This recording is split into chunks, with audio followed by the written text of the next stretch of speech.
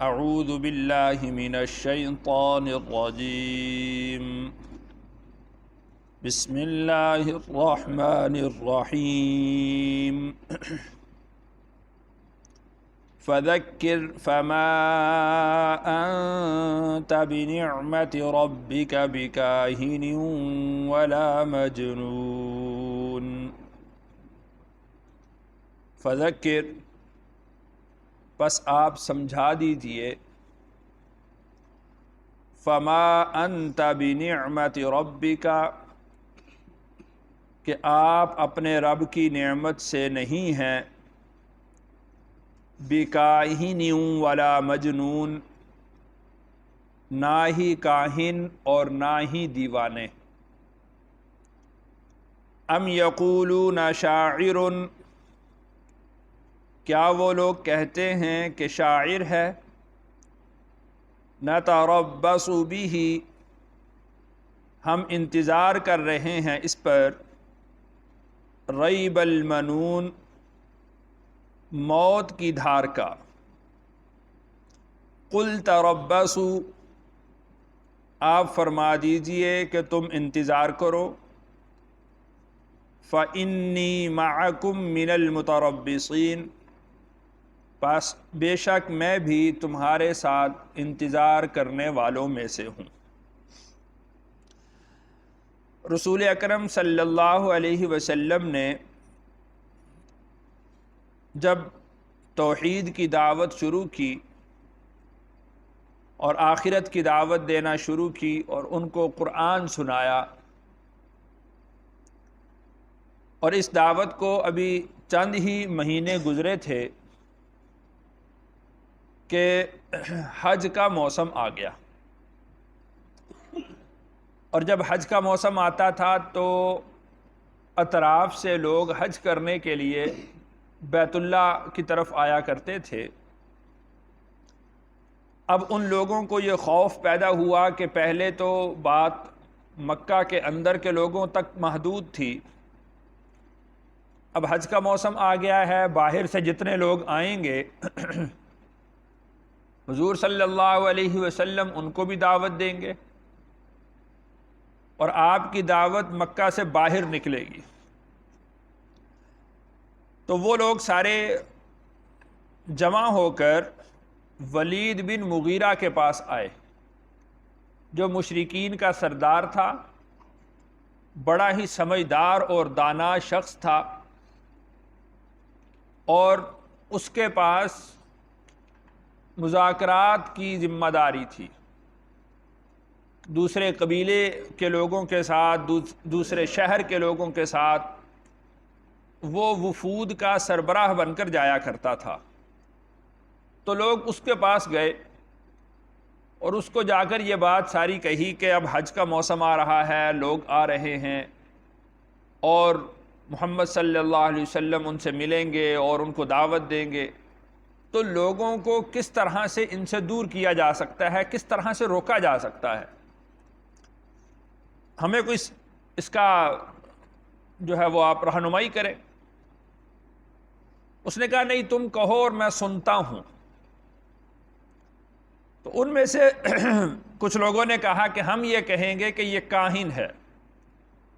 کاہن اس کو کہتے تھے کہ جو آنے والے واقعات کی پیشین گوئی کیا کرتا تھا۔ تو ولید بن مغیرہ نے کہا کہ نہیں، میں بڑے بڑے کاہنوں سے ملا ہوں، کاہن کافیہ بندی کرتے ہیں، تک بندی کرتے ہیں، وہ اندازے مقرر کرتے ہیں، محمد کا کلام ایسا نہیں ہے کہ جو تک بندی پر مبنی ہو، قافیہ بندی پر مبنی ہو اور اندازے مقرر کرے، ایسا نہیں ہے، بلکہ بالکل نپا جچا ان کا کلام ہوتا ہے، شائستہ شستہ اور صاف کلام ہوتا ہے، حکیمانہ اصول ہوتے ہیں اور بڑی ہی نصیحت کی باتیں ہوتی ہیں، اس میں قافیہ اور تک بندی کی کوئی بات نہیں ہے، لہذا یہ تمہارا قول کہ ان کو کاہن کہیں یہ درست نہیں ہے۔ پھر کسی نے کہا کہ اس طرح کہتے ہیں کہ یہ مجنون اور دیوانہ ہے، نعوذ باللہ۔ ولید بن مغیرہ نے کہا کہ تم اپنی عقل پر ماتم کرو، دیوانے اور مجنون کبھی اس طرح کا کلام کرتے ہیں؟ دیوانے اور مجنون تو اپنی ہی دنیا کے اندر مست ہوتے ہیں اور گنگناہٹ کرتے ہیں، اور جو منہ میں آتا ہے وہ جملے بولتے ہیں، ایک ایک جملے کو بیسیوں دفعہ کہتے ہیں، بے معنی گفتگو کرتے ہیں۔ محمد کا کلام سن کر اور تمہاری بات سن کر یہ تو زمین اور آسمان کا فرق ہے کہ تم مجنون کہتے ہو اور اس کی اتنی زبردست گفتگو ہے کہ وہ نہ کوئی گنگناہٹ ہے اور نہ ہی اس میں ایک ہی جملے کو بار بار دہرانا ہے، اور نہ ہی وہ کوئی اس طرح کی گفتگو ہے کہ جس سے وہ مجنون ظاہر ہو، تو لہٰذا یہ تمہارا کہنا یہ درست نہیں ہے۔ پھر کسی نے کہا کہ یوں کہتے ہیں کہ شاعر ہے، یعنی ان کے نزدیک جو شاعر ہوتا تھا اس کو قادر الکلام کہتے تھے، وہ سب سے زیادہ فصیح اور بلیغ ہوتا تھا، وہ ایک ایک مجلس میں بیٹھ کر وہ سینکڑوں اشعار کہہ دیتا تھا، تو شاعر کہتے ہیں۔ تو ولید بن مغیرہ نے کہا کہ جو شاعر ہوتے ہیں ان کے کلام میں رجز ہوتا ہے، ان کے کلام میں حجز ہوتا ہے، ان کے کلام میں قیودات ہوتی ہیں، ان کے کلام کا جو آخر ہے قافیہ بندی ہوتی ہے، اس میں وہ وزن کو برابر کرتے ہیں۔ ہم یہ ساری جتنے بھی اصناف سخن ہیں ہم سب سے واقف ہیں۔ اس کا جو کلام ہے جو یہ پڑھتا ہے یہ کوئی رجز نہیں ہے، حجز نہیں ہے، یہ اس میں قافیہ بندی نہیں ہے، اس میں اوزان کا خیال نہیں کیا جاتا، اس طرح کی بات نہیں ہے کہ یہ شاعر ہو، تو کوئی اور بات کہو۔ پھر انہوں نے کہا کہ یوں کہتے ہیں کہ یہ شخص جادوگر ہے۔ ولید بن مغیرہ نے کہا کہ جو جادوگر ہوتے ہیں وہ تو گرہ بندی کرتے ہیں، وہ پھونکے مارتے ہیں، وہ کبھی کسی جو ہے وہ جنگل کے اندر چلے جاتے ہیں، کبھی کسی جنگل میں چلے جاتے ہیں، کبھی کوئی ٹونا کرتے ہیں، کبھی کوئی ٹونا کرتے ہیں۔ آج تک ہم نے اس کو کبھی گرہ لگاتے ہوئے نہیں دیکھا، کبھی جنگلوں میں جاتے ہوئے اس طرح نہیں دیکھا، نہ کبھی کوئی ٹونا اس کو کرتے ہوئے دیکھا ہے، تو یہ جادوگر بھی نہیں ہے۔ اب وہ سر پکڑ کر بیٹھ گئے، کیا کہیں اب؟ ان کی یہ جو مشاورت تھی وہ اس وجہ سے تھی کہ سارے لوگ متفق ہو جائیں اور ایک بات کہیں، ورنہ ایک شخص جو آنے والا مسافر ہے اس کو کاہن کہے، وہ اس کو بتلائے گا کہ کاہن ہے، دوسرا بتلائے گا مجنون ہے، تیسرا بتلائے گا شاعر ہے، چوتھا بتلائے گا جادوگر ہے، تو آپس ہی کی بات ایک دوسرے کے مخالف ہو جائے گی۔ بجائے اس کے کہ ہم محمد کی تکذیب کریں، ہم میں سے ہر شخص ایک دوسرے ہی کی تکذیب کرے گا، تو لہذا متفق ہونا چاہیے۔ تو انہوں نے بالآخر پھر پوچھا کہ آپ بتلائیے کہ آپ کیا کہتے ہیں، کیا کہنا چاہیے؟ اس نے کہا، ولید بن مغیرہ نے، کہ میں محمد کے پاس گیا تھا اور میں نے ان کا کلام سنا ہے، اس کا کلام انتہائی شیریں ہے، پھلدار ہے، خوبصورت کلام ہے، دل میں اترنے والا ہے، نصیحت والا کلام ہے، حکیمانہ اصول پر مبنی اس کا کلام ہے۔ لوگ اس کے چہرے کی طرف دیکھ رہے تھے اور آپس میں کہہ رہے تھے کہ لو بھائی جادو تو اس پر بھی چل گیا۔ یہ کلام اس نے جب یہ اوصاف اس نے بیان کیے تو انہوں نے کہا کہ جادو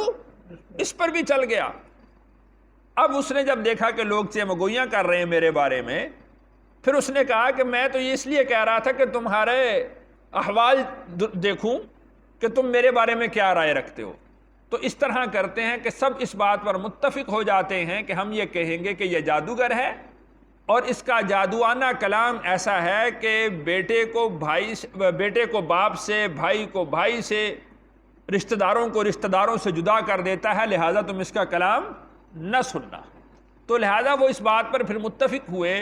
کہ رسول اللہ صلی اللہ علیہ وسلم کے بارے میں وہ جادوگر کا کلام کہیں۔ اللہ کیا کرنا ایسا ہے، اللہ تعالیٰ جب حق کو پھیلاتے ہیں، وہ لوگوں کو جا کر باہر کہتے تھے کہ ایک جادوگر ہے ہمارے پاس، اس کے پاس نہ جانا۔ لوگ جو باہر کے ہوتے تھے وہ بھی اپنے اپنے علاقوں کے سردار اور سمجھدار ہوتے تھے، تو ان کو بھی اندازہ ہوتا تھا کہ جادوگر کیسے ہوتے ہیں، تو وہ کہتے تھے کہ جادوگر تو ہمارے علاقوں میں بھی ہوتے ہیں، اگر وہ جادوگر ہوا تو ہمارے پاس جادو کا توڑ ہے، ہم جا کر کلام سنتے ہیں، ہم جا کر بات سنتے ہیں۔ وہ سردار رسول اللہ صلی اللہ علیہ وسلم کے پاس آتے کہ بھی تمہارے بارے میں جادوگر کہتے ہیں، تم بتاؤ تمہارا کلام کیا ہے۔ رسول اللہ صلی اللہ علیہ وسلم جیسے ہی کلام پڑھتے وہ لوگ مسلمان ہو جاتے، ایمان قبول کر لیتے۔ تو ہر ان کی الٹی تدبیر اللہ نے رسول اللہ صلی اللہ علیہ وسلم کے حق میں کر دی۔ تو اللہ نے اس کو بیان فرمایا کہ کیا یہ لوگ کہتے ہیں کہ کاہن ہے، اور کیا یہ لوگ کہتے ہیں کہ یہ مجنون ہے۔ بہرحال فذکر، آپ ان کو سمجھاتے رہیے کہ نہ ہی آپ اپنے رب کی نعمت سے کوئی کاہن ہے اور نہ ہی کوئی مجنون ہے۔ ام یقولون شاعر نتربص به ریب المنون، کیا یہ لوگ کہتے ہیں کہ یہ شاعر ہے، اور یہ لوگ یہ سمجھتے ہیں کہ حوادث زمانہ اور مرور زمانہ کے ساتھ جس طرح بہت سے شاعر وہ اپنی موت مر گئے اور ختم ہو گئے، ان کے کلام ختم ہو گئے، ان کے کلاموں کے مقابلے میں اور کلام آ گئے، تو یہ سمجھتے ہیں کہ شاید ہم ان کا تھوڑا انتظار کر لیتے ہیں، یہ مر جائیں گے، یہ بھی ختم ہو جائیں گے، ان کا کلام ختم ہو جائے گا، لہٰذا وہ جو واقعہ ہے اور وہ ختم ہو جائے گا۔ کیا یہ لوگ یہ کہتے ہیں؟ تو آپ ان سے کہہ دیجئے قل تربصوا انی معکم من المتربصین، اگر تم اسی انتظار میں ہو تو میں بھی اسی انتظار میں ہوں، دیکھتے ہیں کہ باقی کون بچتا ہے۔ تم بھی زمانے کے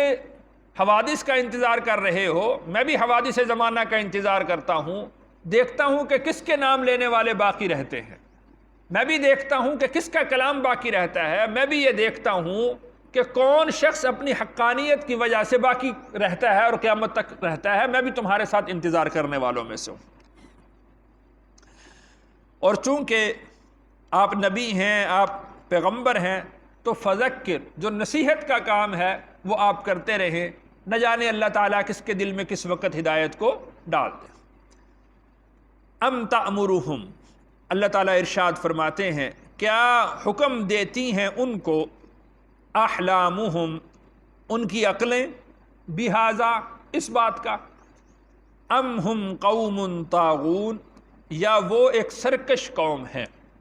وہ خود کو بڑے دانا سمجھتے ہیں، بڑے عقل مند سمجھتے ہیں، بڑے سمجھدار سمجھتے ہیں۔ کیا ان کی عقل نے ان کو یہی بات سکھلائی ہے کہ ایسا شخص کہ جس کے کلام کے اندر نصیحت ہے، جس کے کلام کے اندر وہ فصاحت اور بلاغت ہے کہ جس کا آج تک یہ مقابلہ نہیں کر سکتے، تو کیا ان کی عقل نے ان کو یہاں یہ فیصلہ بھی ان کو نہیں کرنے دیا؟ کیا ان کی عقل ان کو یہی کہتی رہی کہ تم نعوذ باللہ ان کو شاعر کہہ دو، مجنون کہہ دو، دیوانہ کہہ دو تو تم ان کا مقابلہ کر لو گے؟ کیا ان کی عقل یہاں تک بھی پہنچی ہے؟ تو حقیقت بات یہ ہے کہ جب آدمی اللہ کے احکام کا انکار کرتا ہے، اللہ کی آیات کا انکار کرتا ہے، تو وہ اس طرح کی پھر بہکی باتیں کرتا ہے، پھر اس کی عقل ماری جاتی ہے، پھر اس کا جو فہم ہے وہ ختم ہو جاتا ہے، پھر وہ بے وقوفوں والی بات کرتا ہے۔ تو اللہ نے ارشاد فرمایا کیا ان کی عقلوں نے ان کو یہی بات سمجھائی؟ ام ہم قوم طاغون، یا یہ لوگ سرکش ہے، یعنی سب سمجھتے ہوئے پھر انکار کر رہے ہیں۔ طاغون کا مطلب یہ ہوگا کہ یہ لوگ سرکش ہیں، یعنی ہر بات ان کو معلوم ہے، سمجھتے ہیں، اس کا فہم اور ادراک رکھتے ہیں، اور اس کے باوجود یہ پھر سرکشی پر آ رہے ہیں۔ تو بات دراصل یہی تھی کہ وہ لوگ سب سمجھتے تھے، جس طرح ولید بن مغیرہ نے ان کو بات سمجھائی ہے، تو اس کے باوجود وہ انکار کر رہے تھے، تو سرکشی تھی۔ ام یقولون تقولہ، کیا وہ لوگ کہتے ہیں تقولہ کہ قرآن اس نے خود بنا لیا ہے؟ بل لا یؤمنون، بلکہ حقیقت یہ ہے کہ یہ ایمان لانے والے نہیں ہیں، یعنی یہ بھی اس بات کو سمجھتے ہیں کہ ایسا فصیح و بلیغ کلام کسی انسان کی، کسی بشر کی طاقت کے اندر نہیں ہے کہ ایسا کوئی کلام بنا کر لے آئے۔ تو حقیقت یہ ہے کہ جب ایمان، بل لا یؤمنون، یہ ایمان لانے والے نہیں ہیں، اور جب کوئی آدمی کسی بات کے بارے میں یہ ٹھان لے کہ میں نے تسلیم نہیں کرنا، تو اس کے بارے میں اس کے پاس 100 طرح کے ہیلے ہوتے ہیں، 100 طرح کے بہانے ہوتے ہیں، 100 طرح کے عذر ہوتے ہیں۔ تو لہٰذا یہ بھی انہوں نے ایک عذر بنا لیا کہ ام یقولون تقولہ، کہ وہ لوگ یہ کہنے لگے کہ یہ کلام خود سے بنا لیتا ہے۔ تو اللہ تعالیٰ نے اس کا جواب بھی ارشاد فرما دیا، فَلْيَأْتُوا بِحَدِيثٍ مِثْلِهِ، بس یہ بھی لے آئیں اسی بات کی مثل کلام۔ رسول اللہ صلی اللہ علیہ وسلم مکہ میں ہی رہتے تھے، ان کے اندر ہی پلے، ان کے اندر ہی بڑے، تو اگر رسول اللہ اس طرح کا کلام بنا سکتے ہیں تو تمہاری تو عمریں اور تمہارے تو تجربے وہ تو رسول اللہ سے کہیں بڑھ کر ہیں۔ فَلْيَأْتُوا بِحَدِيثٍ مِثْلِهِ، تو اسی بات کی مثل تم بھی بنا کر لے آؤ، ان کانوا صادقین، اگر وہ لوگ سچے ہیں۔ لیکن اور جو قرآن مجید میں اللہ تعالیٰ نے حروف مقطعات جو ذکر فرمائے ہیں، اس کے ضمن میں میں نے یہ بات عرض کی تھی کہ اللہ تعالیٰ نے ان کو ایک گویا کہ ایک چیلنج دیا ہے کہ یہ جو کلام ہے وہ انہی حروف پر مبنی ہے جن حروف کا تکلم تم کرتے ہو، انہی حروف تہجی سے بنا ہے جن حروف تہجی سے تم گفتگو اور کلام کرتے ہو، تو انہی حروف سے بنا ہے تو تم بھی بنا کر لے آؤ۔ جب تم اس کو بنانے پر قادر نہیں ہو، ایسا کلام نہیں بنا سکتے، تو پھر تمہیں یہ بات سمجھ لینی چاہیے کہ یہ کلام رسول اللہ صلی اللہ علیہ وسلم کا اپنی طرف سے بنایا ہوا نہیں ہے۔ تو اللہ نے اس کا چیلنج دوبارہ دیا یہاں پر کہ فَلْيَأْتُوا بِحَدِيثٍ مِثْلِهِ إِن كَانُوا صَادِقِينَ، کہ اگر یہ لوگ سچے ہیں تو اس طرح کا کلام یہ بھی بنا کر لے آئیں۔ تو جب وہ اس طرح کا کلام بنانے پر قادر نہیں ہیں تو یہ قرآن کی دلیل ہے اس بات پر کہ قرآن منزل من اللہ ہے۔ اللہ تعالیٰ سے دعا ہے اللہ تعالیٰ مجھے اور آپ کو کامل یقین نصیب فرمائے۔